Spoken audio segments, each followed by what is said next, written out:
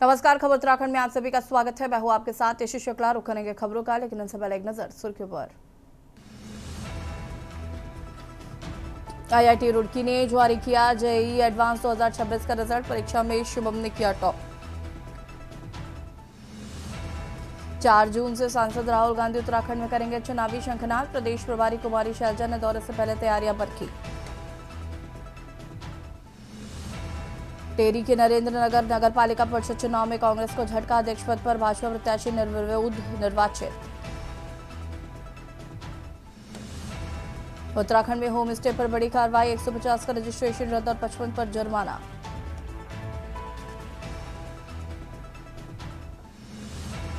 देहरादून में वीकेंड पर यातायात व्यवस्था चरमराई। पर्यटक और स्थानीय लोग जाम में फंसे।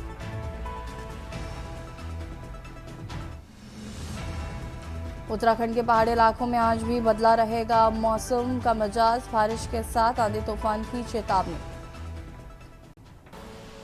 आप देख रहे हैं के न्यूज, खबरों का सारथी। सप्तऋषि क्षेत्र में रविवार को राजस्थान के श्रद्धालुओं से भरी एक बस डंपर से टकराकर पलट गई। हादसे में एक महिला यात्री की मौत हो गई है, जबकि करीब 16 यात्री घायल बताए जा रहे हैं। जानकारी के अनुसार बस में करीब 45 श्रद्धालु सवार थे, जो कि राजस्थान के नागौर जिले से हरिद्वार में पूर्णिमा स्नान के लिए आए थे और स्नान के बाद अपने घर लौट रहे थे। और इसी दौरान सप्तऋषि क्षेत्र में बस की एक डंपर से जोरदार टक्कर हो गई, जिसके बाद बस अनियंत्रित होकर सड़क पर पलट गई। टक्कर इतनी भीषण थी कि कई यात्री सीटों के बीच फंस गए और मौके पर चीख पुकार मच गई।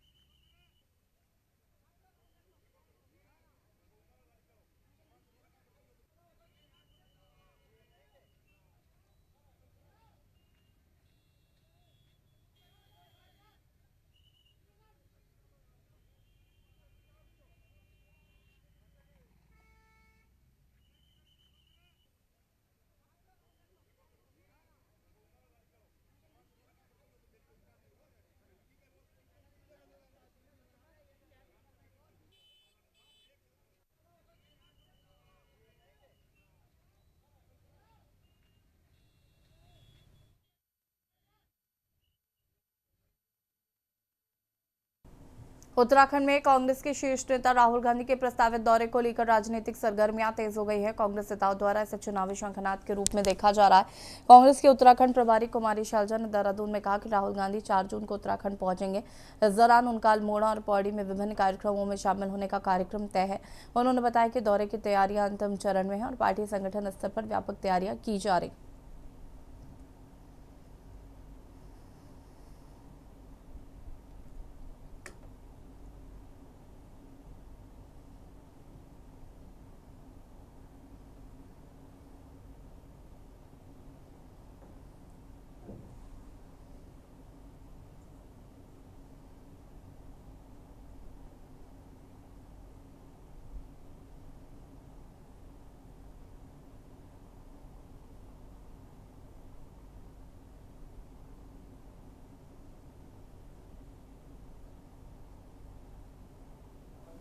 राहुल जी का दौरा हमारा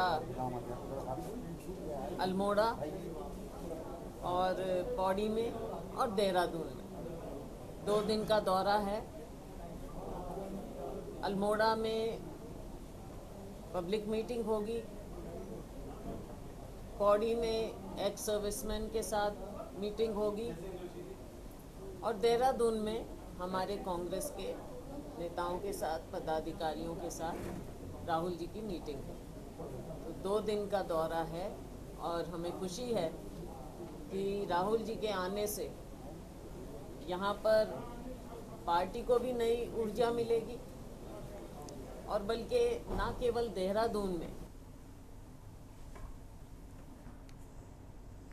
उत्तराखंड में राजनीतिक बयानबाजी तेज हो गई है। कांग्रेस प्रदेश अध्यक्ष गणेश कोदियाल ने भारतीय जनता पार्टी पर निशाना साधते हुए दावा किया कि भाजपा के अतिरिक्त आंतरिक सर्वेक्षणों में लगातार गिरावट दर्ज की जा रही है। गणेश कोदियाल ने कहा कि भाजपा में 3 सर्वे कराए गए हैं, जिनमें से 2 की जानकारी कांग्रेस के पास है और दोनों ही सर्वे में भाजपा की स्थिति कमजोर होती हुई दिखाई दे रही है। उन्होंने दावा किया कि यह कहना हल्की बात होगी कि भाजपा विपक्ष से घबरा गई है, लेकिन उनके अपने आकलन में भाजपा की लोकप्रियता में गिरावट साफ नजर आ रही है। उन्होंने ये भी कहा है कि भाजपा का तीसरा सर्वे भी गिरावट ही दिखाएगा और संभव है कि पार्टी इस स्थिति को संभालने के लिए नए राजनीतिक तरीके खोज रही हो।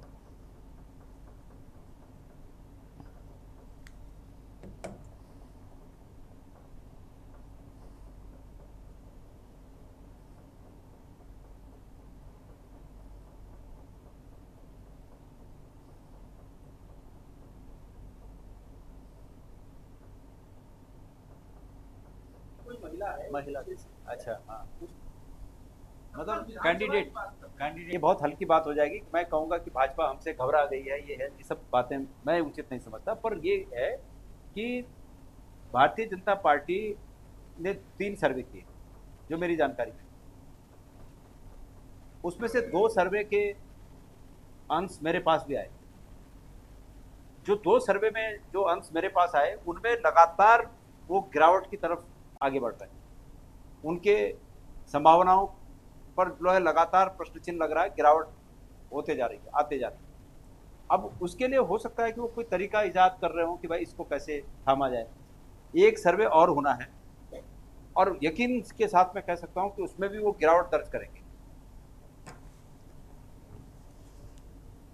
हल्द्वानी में आयोजित पहले रॉक एंड मेटल शो में युवाओं का दिल जीत लिया। गिटार की गूंज, ड्रम्स की धमक और दमदार परफॉर्मेंस के बीच म्यूजिक प्रेमी देर रात तक झूमते नजर आए। कार्यक्रम में बड़ी संख्या में युवाओं ने पहुंचकर लाइव म्यूजिक का आनंद लिया। हल्द्वानी के मिशन स्क्वायर में आयोजित इस विशेष म्यूजिक इवेंट में रोहित सेवाराम एंड फ्रेंड्स, तक्ष बटोलिया और स्लेव्स ऑफ रॉक ने अपनी शानदार प्रस्तुतियों से माहौल को पूरी तरीके से रॉकमय बना दिया। जैसे जैसे म्यूजिक की धुन तेज होती गई, दर्शकों का उत्साह भी बढ़ता गया। रॉक और मेटल म्यूजिक की धुनों पर युवा जमकर थिरके।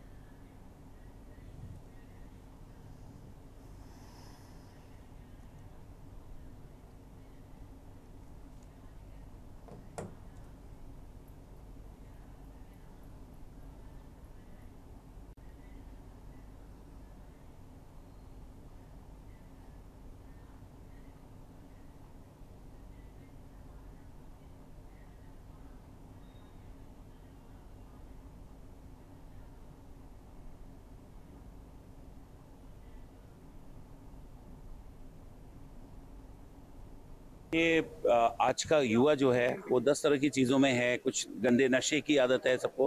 म्यूज़िक एक ऐसी चीज़ है जो सबको सही रास्ते पे लाती है और मुझे लग रहा है हल्द्वानी में हिस्ट्री बन चुकी है कि पहला rock and metal concert Haldwani में जो हुआ है और तक्ष ने करवाया है, ये सबसे बड़ी बात है। अब ये शुरू हो गया है, आगे निरंतर अब मेरे को लग रहा है लोग बहुत म्यूजिशियंस हैं हल्द्वानी में, सब लोग अब प्रयास करेंगे और भी कॉन्सर्ट्स ऐसे होंगे।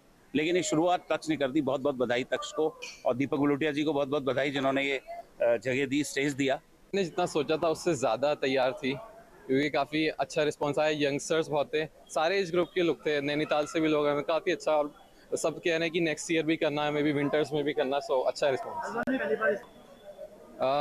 पैशनेट रहें और कोई भी आपका पैशन है, चाहे गिटार हो, चाहे आर्ट हो, एनीथिंग, तो उसे फॉलो करो और प्रमोट करो। हाँ, काफ़ी हो सकते हैं क्योंकि अगर कोई भी अपनी किसी चीज़ को फॉलो करता है तो It was incredible. I love the energy. I love what they've been doing out here, and the fact that this came. I'm on this tour right now also, and I'm so glad. This is one of the best dates I've ever done as an artist, ever performing. So thank you guys so much. Love Haldwani. Rock and roll forever. अच्छा रहा, बहुत ही peaceful सा माहौल है। मैं तो दिल्ली से आ रहा हूँ, तो वहाँ के भाग दौड़ से बहुत ही अच्छा लगा मेरे को। यहाँ पे आके बहुत साफ है, बहुत अच्छा लग रहा है। और हम लोग काफ़ी प्रैक्टिस कर रहे हैं, मतलब 1 महीने से इसके लिए, शो के लिए। और thanks to Taksh Balutia and his family कि वो मतलब हमारे लिए ऑर्गेनाइज किया ये सब है।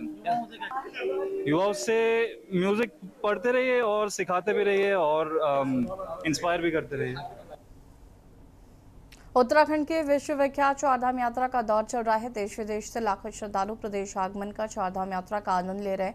हर वर्ष रिकॉर्ड संख्या में श्रद्धालु चारधाम यात्रा में पहुंचते रहे और राज्य सरकार को भी इस चारधाम यात्रा का हर वर्ष इंतजार रहता है, क्योंकि इस यात्रा के चलते स्थानीय लोगों को रोजगार का अवसर भी प्राप्त होता है, जिससे राज्य की आर्थिकी में भी काफी इजाफा होता है। देखिए रिपोर्ट।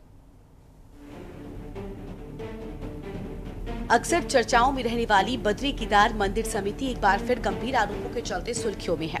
इस बार मामला बेहद गंभीर है।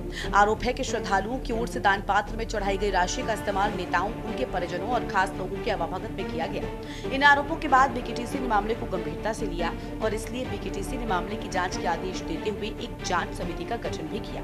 इसके साथ ही बीकेटीसी अध्यक्ष हेमंत द्विवेदी ने बताया कि मामले की जाँच की जा रही है। वर्तमान समय में क्या सही है और क्या गलत, ये कहना उचित नहीं है। फिलहाल तो यही कहा जा सकता है कि एक बड़ा षड्यंत्र है जिसके तहत सरकार और मंदिर समिति की छवि को खराब करने का प्रयास किया गया। ऐसे में जांच रिपोर्ट आने के बाद ही पूरे मामले की स्थिति स्पष्ट हो पाएगी। जांच में जो भी दोषी पाया जाएगा उसके खिलाफ कड़ी कार्रवाई की जाएगी। जिस पर राजनीति अपने चरम पर है तो वहीं तीर्थ पुरोहितों ने भी अपनी नाराजगी दर्ज कराई है। देखिए, सबसे पहले तो मैं ये बात कहना चाहूँगा कि मैं पहले ही दिन से मैंने ये बात कहा भी था और ये वास्तव में गंभीर विषय है। और आप हमारे कई पत्रकार मित्र और कई हमारे पास आए भी थे। आप जानते हैं कि 1 वर्ष और 1 महीने का कार्यकाल मेरा हो चुका है। अभी तक मैंने जो है, मैं पहले अपनी ओर से अपनी बात बता दूं और अपनी कार्यप्रणाली के बारे में बता दूं कि मैंने अभी तक वहां पर 1 रुपये का भी TA कोई भी बिल, और जितनी मैंने यात्राएं भी की हैं तो मैंने कोई मंदिर समिति से आज तक वहां पर कोई भी 1 रुपये का पैसा नहीं लिया है। ये मैं खुले तौर पर आपके चैनल के माध्यम से कहना चाह रहा हूँ कि मंदिर समिति में मैंने अपने से शुरू किया था कि कोई भी मंदिर का दान का पैसा पूरी तरह से जो कोई व्यक्तिगत उपयोग में नहीं आएगा, और उसको लेकर मैंने समय समय पर बहुत कड़ाई से वहाँ पर कार्य भी किया। और आपने देखा है पिछले इन 1 वर्षों के अंदर बहुत सारी चीज़ें वहाँ पर प्रशासनिक फेरबदल भी हुए हैं। बद्रीनाथ केदारनाथ मंदिर समिति एक बार फिर से चर्चाओं में, और यह पहली बार नहीं है कि ऐसा हो रहा है। विवादों का और बद्रीनाथ मंदिर समिति का जो है अब चोली दामन का एक साथ जैसा नजर आ रहा है। और जैसा कि बद्रीनाथ केदारनाथ मंदिर समिति के गठन का सवाल है तो यह 1939 में ब्रिटिश हुकूमत के दौरान अस्तित्व में आई थी, क्योंकि उस दौर में जो मंदिरों का प्रबंधन था और संचालन था बद्रीनाथ का और इसके निर्दिष्ट मंदिरों का, वो उस समय जो है रावणों द्वारा किया जाता था। लेकिन उस समय जो है रावणों द्वारा अनियमितताएं की गई और भ्रष्टाचार जो हो गए थे, उसको लेकर स्थानीय लोगों में नाराजगी हुई। केदार मंदिर समिति में जब से हेमंत द्विवेदी जी आए हैं, या मैं कहूँ कि उसके पहले जो अध्यक्ष थे, इनके कार्यकाल बहुत ही ज्यादा संदेहास्पद हो चुके हैं। और जिस तरीके से इस वक्त गणेश जोशी की बेटी की बात आ रही है कि उन्होंने जो है बीकेटीसी के पैसों पर वहां पर ऐशो आराम किया, वो बाबा केदारनाथ के द्वार जा रही थी तो भाई अपने खर्चे पे जाती, लेकिन वो उनका कहना है कि उन्होंने पैसा दिया। तो बीकेटीसी को तो ये बताना चाहिए कि आपके जो कोषाध्यक्ष है उन्होंने पैसा रिलीज कैसे कर दिया। जांच का विषय है, बीकेटीसी के अध्यक्ष इसके लिए स्वतंत्र है, जांच करनी चाहिए। किसी भी कार्यकर्ता के नाम पर अगर फर्जी बिल बने तो उसकी जांच होगी। जांच के बाद जो भी दोषी उस पर कार्रवाई होनी चाहिए। दरअसल आरटीआई एक्टिविस्ट और अधिवक्ता विकेश नेगी ने एक आरटीआई लगाई थी। आरटीआई के तहत बीकेटीसी के खर्चों की जानकारी मांगी गई थी, जिसके तहत पता चला कि 2025 की यात्रा के दौरान कैबिनेट मंत्री गणेश जोशी की बेटी व बीजेपी महिला नेता नेहा जोशी के केदारनाथ प्रवास के दौरान बीकेटीसी ने करीब 60,000 रुपए खर्च किए। इस तरह केदारनाथ विधायक आशा नौटियाल के नाम पर लगभग 37,500 रुपए खर्च दर्शाए जाने का दावा किया गया। इन दोनों के अलावा कई और नेताओं के भी नाम हैं, इसलिए इस मामले में अब जांच के आदेश दिए गए हैं, क्योंकि अधिकांश नेताओं का कहना है कि उन्होंने अपने खर्च पर केदारनाथ यात्रा की थी। ऐसे में सवाल उठना तो लाजमी है कि आखिर दान में मिला पैसा ही ये राजनेता नहीं छोड़ रहे हैं, तो इसकी जिम्मेदारी किसकी है? हाल तब है कि ये वो रसूखदार हैं जिनकी प्रदेश में बेहतर छवि है। ऐसे में भगवान का पैसा भगवान को मिल भी पाएगा या ये भी भ्रष्टाचार की भेंट चढ़ जाएगा, ये देखना अभी बाकी है। Uttarakhand desk report. खबर कालाधुंगी से है, जहां पर आबादी क्षेत्र में शराब की 2 नई दुकानें खुलने के विरोध में स्थानीय लोगों का आक्रोश फूट पड़ा। बड़ी संख्या में स्थानीय महिलाएं सड़क पर उतरी। विरोध प्रदर्शन करते हुए प्रशासन के खिलाफ जमकर नारेबाजी की। आबादी क्षेत्र में खोली गई शराब की दुकानों को बंद कराने के लिए 5वें दिन भी निरंतरता से धरना जारी रहा। स्थानीय महिलाओं का कहना है कि क्षेत्र में पहले से ही नशे की समस्या बढ़ रही है और नई शराब की दुकानों से युवाओं पर इसका गलत प्रभाव पड़ेगा, क्योंकि शराब दुकानों से सामाजिक माहौल बिगड़ता है और महिलाओं का आवागमन करना काफी मुश्किल साबित होता है।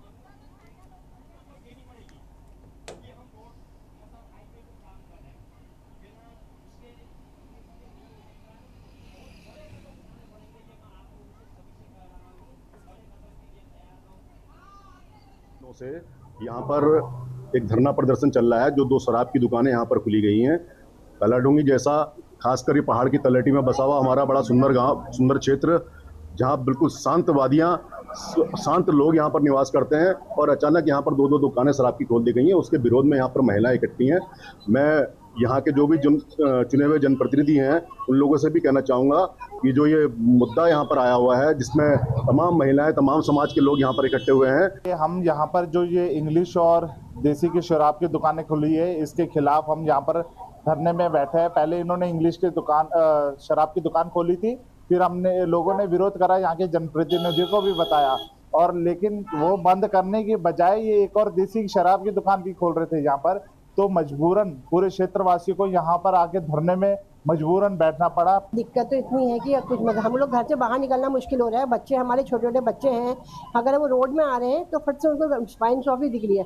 और हम लोग एक, मेरी बेटी खुद यहाँ ट्यूशन जा रही है, उसको चौराहे तक मुझे छोड़ना पड़ा क्योंकि यहाँ इतनी भीड़ हो जा रही है, शराबी गराबी लड़ाई झगड़ा। तो इस चक्कर में मुझे क्या है कि यहाँ पे बहुत दिक्कत का सामना करना पड़ रहा है। सबसे पहले तो मैं ये कहना चाहती हूँ कि हम अपने घर पे बेघर हो गए हैं।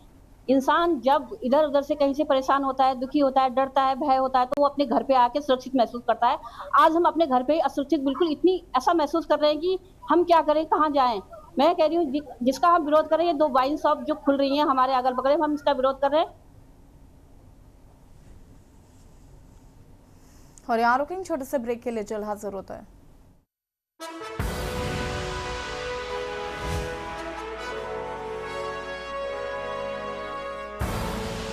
आप देख रहे हैं के न्यूज, खबरों का ब्रेक के बाद एक बार फिर से आप सभी का स्वागत है। खबर देहरादून से है, जहां पर कांग्रेस की प्रदेश प्रभारी कुमारी शैलजा और प्रदेश अध्यक्ष गणेश गोदयाल ने 5 जून को राजधानी में प्रस्तावित कार्यक्रम की तैयारियों का जायजा लिया है। दोनों नेताओं ने ISPT हरिद्वार बाईपास रोड व डी-मार्ट के निकट स्थित मिर्जा ग्रीन्स पहुंचकर कार्यक्रम स्थल पर निरीक्षण किया। इस दौरान नेताओं ने आगामी कार्यक्रम की रूपरेखा, आयोजन से जुड़ी व्यवस्थाओं और तैयारियों को लेकर स्थानीय पदाधिकारियों के साथ विस्तृत चर्चा भी की।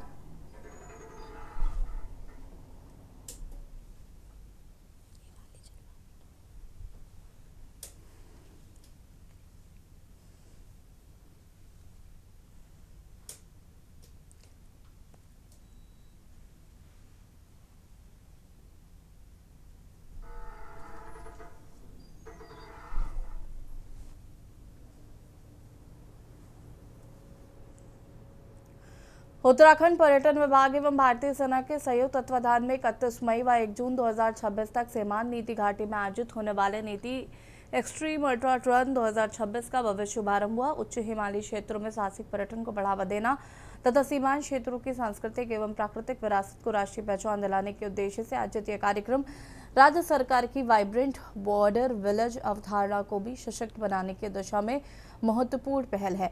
कार्यक्रम का शुभारंभ कैबिनेट मंत्री भरत सिंह चौधरी द्वारा फ्लैग ऑफ कर किया गया। इस अवसर पर गृह सचिव उत्तराखंड शासन शैलेश बघोली, पर्यटन सचिव धीराज सिंह गर्ब्याल एवं अन्य अधिकारियों ने प्रतिभागियों के साथ दौड़ लगाकर उनका समर्थन किया। ये एक्सट्रीम अल्ट्रा मैराथन नीति मैराथन के नाम से जो जानी जा रही है, ये भविष्य में बहुत बड़ा स्कोप है टूरिज्म के लिए, और हमारे जो नई पीढ़ी है उनके लिए भी ये बहुत बड़ा एक मौका है। स्पेशली जो ग्रैंड कैनन वाला जो एरिया है उसको एक्सप्लोर करने के लिए पूरा ग्लोबल टूरिज्म है उसकी तरफ से इनका ध्यान आकर्षित होगा, और भविष्य में टूरिज्म के लिए बहुत बड़ा स्कोप है, टूरिज्म को बढ़ावा मिलेगा इससे। आज के इस ऐतिहासिक और भव्य आयोजन में प्रदेश के माननीय मुख्यमंत्री पुष्कर सिंह धामी जी को सम्मिलित होना था, लेकिन मौसम की बेरुखी के चलते वो अभी तक यहाँ पर पहुँच नहीं पाए हैं। इसलिए उनके प्रतिनिधि के बतौर मैं यहाँ पर उपस्थित हुआ हूँ, और यहाँ पर सारी स्थितियों को देखते हुए मैं बहुत ही उत्साहित हूँ।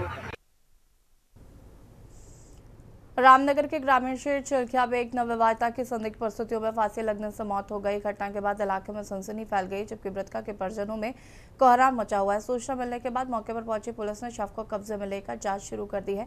जानकारी के अनुसार चिल्खिया निवासी खेम सिंह की पत्नी मधु देवी ने दोपहर घर के भीतर फांसी लगाकर आत्महत्या कर ली। बताया जा रहा है कि घटना के समय परिवार के लोग घर के अन्य कामों में व्यस्त थे। जब काफी देर तक महिला दिखाई नहीं दी तो परिजनों ने कमरे में जाकर देखा जहां मधु फंदे से लटके मिले। इसके बाद उसे पुलिस को सूचना दी गई और कोतवाली पुलिस मौके पर पहुंची और जांच पड़ताल कर रही है।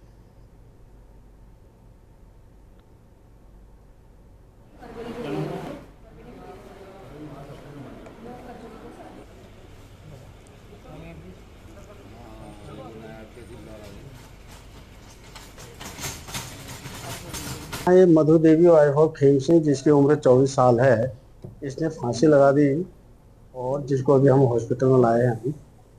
और सब पोस्टमार्टम होगा, नियमानुसार कार्रवाई की जाए। और खबर उत्तराखंड में फिलहाल इतना ही। देखते रहिए के न्यूज़ इंडिया। नमस्कार।